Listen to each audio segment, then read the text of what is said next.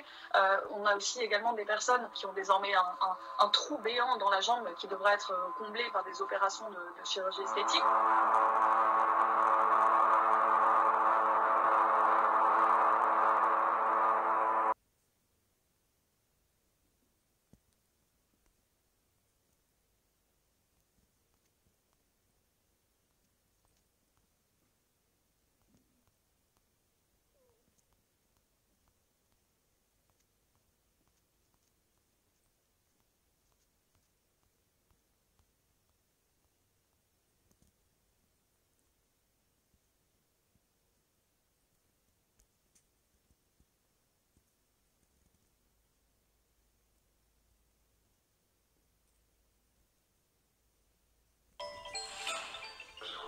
À mes pieds, une grenade. Donc, cette grenade, j'ai pas eu le temps de réagir ou quoi que ce soit, qu'elle a effectivement explosé directement dans mon pied.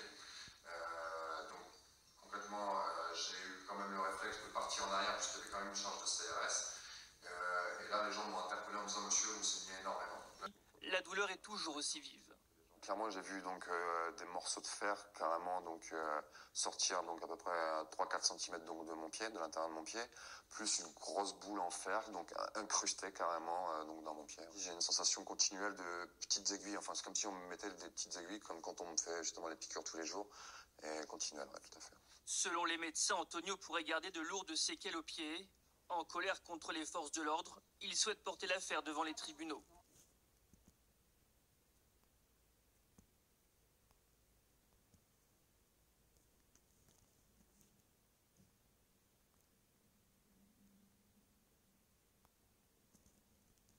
Парижа с последними новостями.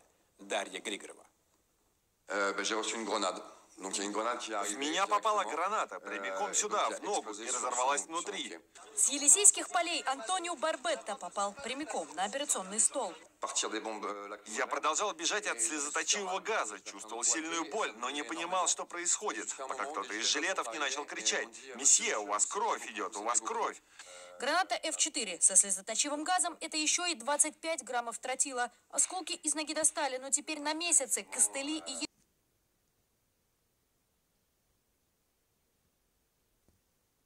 Il reçoit une grenade sur son pied.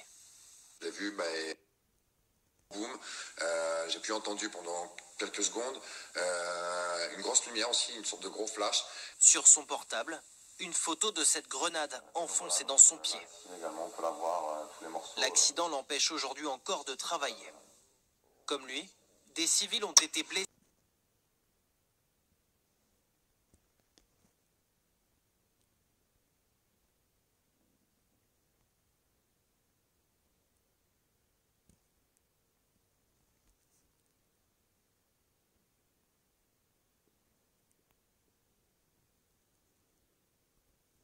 Il y aura également Antonio Barbetta. Antonio Barbetta, il a été réprimé durant une manifestation et c'est lui l'organisateur de la marche des blessés samedi 2 février prochain. Donc il sera là justement pour parler de cette question autour des grenades de désencerclement, du LBD 40. Il y aura Flora Carpenter. On a volontairement choisi un parcours qui est de 5 km, donc effectivement c'est pas beaucoup comparé à ce qu'on a pu voir avant, mais c'est parce que justement on va avoir des blessés dans le cortège, donc ils seront en début de cortège, donc tous les...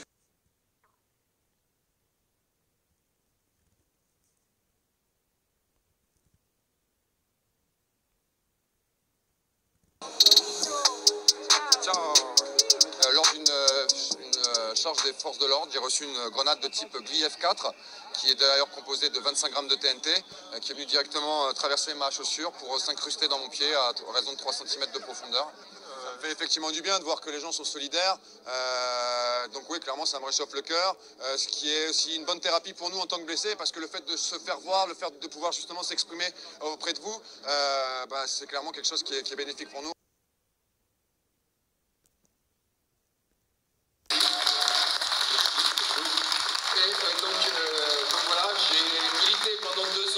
Activement, je précise, vous pouvez d'ailleurs voir sur internet pour la Palestine, J'ai eu beaucoup de soucis de la justice également par rapport à ça, enfin, on va passer. Et donc, du coup, à l'heure d'aujourd'hui, je me suis dit que c'était pas possible de rester comme ça. Donc, on a fait un petit Skype avec 2-3 blessés, et on s'est dit que pour marquer le coup, on allait organiser tout simplement une marche blanche pour rendre donc demain à 11h rassemblement à Doménil, métro Doménil, ligne 6, ligne 8, départ midi. Donc une marche sans précédent, parce que ce qu'on a préparé depuis 3 semaines avec mon équipe, jour et nuit, je vous garantis que ça va être quelque chose d'extraordinaire, pacifique, je précise bien, on ne veut pas de violence, pour le coup en tout cas pendant la marche, on ne veut absolument pas de violence. Donc d'organiser donc cette marche-là, qui va donc rendre hommage à toutes les victimes et tous les blessés donc depuis le 17 novembre. Également bien sûr demander justice à ces blessés, parce que je fais partie des personnes qui ont porté plainte depuis le mois de décembre, puisque je fais partie de l'acte 2. Donc j'ai porté plainte aussi bien administrativement parlant, mais également au pénal. J'ai été convoqué déjà à l'IJPN qui, comme vous en doutez bien sûr, le jour, enfin l'heure à laquelle c'est arrivé à 16h30, ils voient effectivement qu'il y a bien des grenades GLIF-4 qui ont été lancées, mais comme par hasard, il y a tellement de gaz lacrymogène qui ne voient pas qui a lancé la grenade. Vous imaginez la suite, c'est-à-dire que clairement, enfin voilà, je ne m'attends pas vraiment à voir, en tout cas de la part de la justice française, clairement à voir Brest Confort, parce que ils n'ont pas de preuves, donc voilà.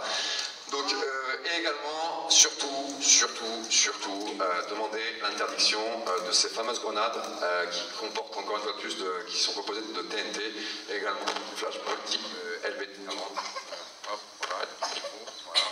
Et c'est l'une des figures du mouvement des Gilets jaunes, Antonio Barbetta, a lancé la marche blanche qui s'est déroulée hier en hommage aux blessés. Lui-même avait été touché par un tir de grenade fin novembre. Quentin Duval et Alexis Pomar l'ont rencontré chez lui à Compiègne.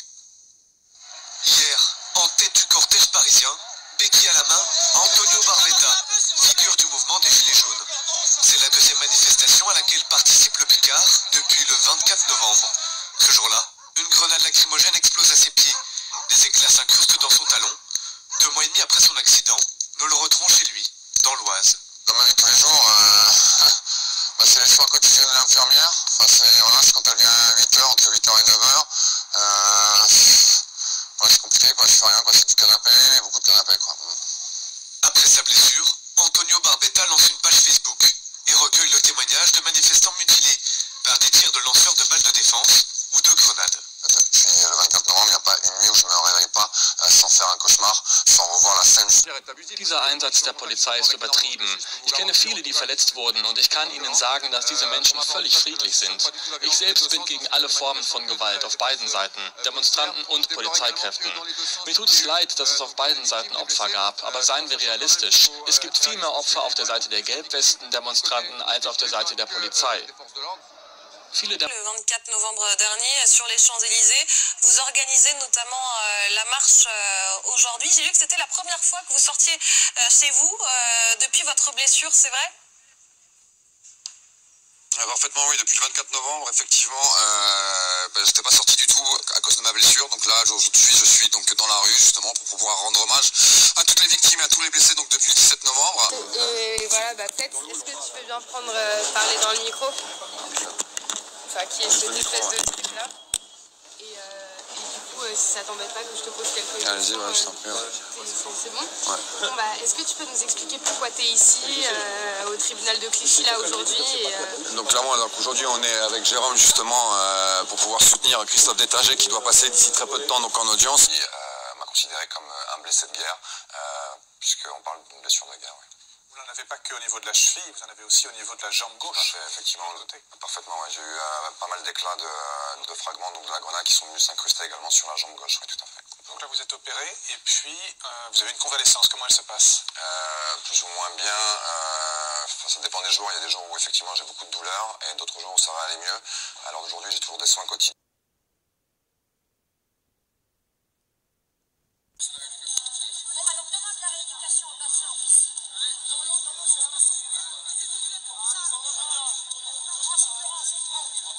Blessé à la cheville par l'éclat d'une grenade. Depuis le 24 novembre, Antonio, père de famille de 40 ans, ne se déplace plus qu'en béquille. Je ne pouvais pas rester sur mon canapé tous les samedis, être spectateur de voir justement les gens défendre le futur de nos enfants. Parce que c'est bien pour ça qu'aujourd'hui, plus que ma situation personnelle. C'est bien pour ça que le 17 novembre, j'étais dans la rue. Habitant d'un petit village de 700 âmes, sans un seul commerce au fin fond de l'Oise, il cumulait missions d'intérim et emplois précaires sans jamais atteindre le SMIC. Au volant de sa voiture, il part encourager les irréductibles gilets jaunes installés depuis le 17 novembre à l'un des ronds-points de Noyon. Quand on n'a pas de voiture, bah clairement, malheureusement, on fait rien. En tout cas, pas dans des endroits comme ici, quoi. Il risque de boiter toute sa vie et malgré tout, Antonio va continuer à puiser dans ses petits revenus pour aller manifester chaque mois à Paris. Hein, ils n'ont jamais rien lâché, ils lâcheront rien. N'est-ce pas? On lâche pas. Hein? On lâche rien. On est toujours là. Hein? Depuis le début du mouvement, le bilan monte à 2000. Ah, les grenades explosives, avec le basket, c'est la merde. Faut jamais mettre basket, hein, les manifs. Ah, elle a pété un très bien la chaussure, quoi, carrément. Ah, regarde sur le côté, là, tu vois, regarde, carrément. Ah, elle est rentrée, carrément. Elle est rentrée sur le plastique.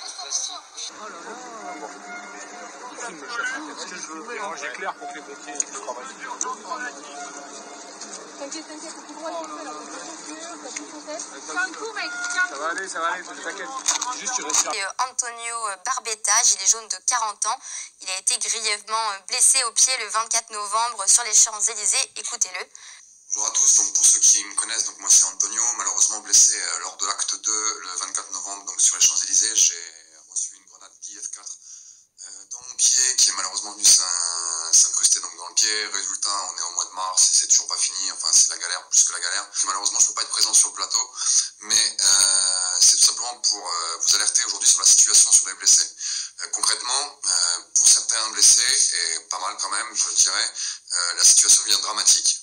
Ça vous plaise pas? Aujourd'hui, moi je vous dis la famille, hashtag la famille, voilà. Voilà. Voilà, hashtag la famille, voilà. J'en ai rien à foutre, j'en ai absolument rien à foutre comme dirait. Voilà. Voilà, j'en ai absolument rien à foutre. Ça fait des choses très bien, mais bon, c'est une grosse somme, il y a beaucoup de choses à mettre en place, ça peut pas se faire en 72 heures ou 48 heures, c'est très très long. Et on rencontre des difficultés par rapport à l'ouverture de compte, donc c'est la dernière chose à régler. C'est un peu embêtant, mais voilà, on fait le maximum, et tous les jours, c'est du travail. Antonio, est-ce que vous êtes rassuré par ce que vous dit Eric ce soir?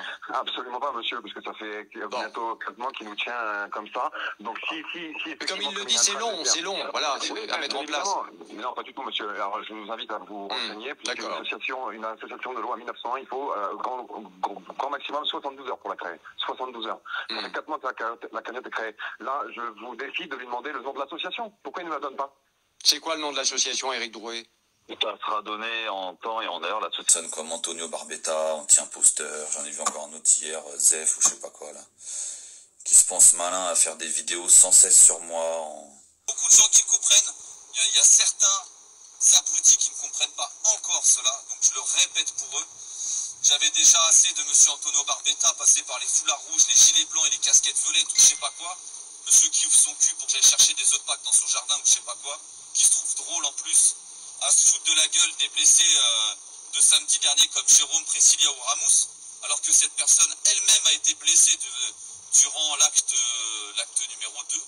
Je trouve ça vraiment très petit de cette personne, je la considère absolument pas comme un gilet jaune, et ça c'est mon opinion à moi. Eric, pourquoi t'es pas venu? Je t'attendais pour venir chercher les œufs dans le jardin. Oh, c'est dommage franchement.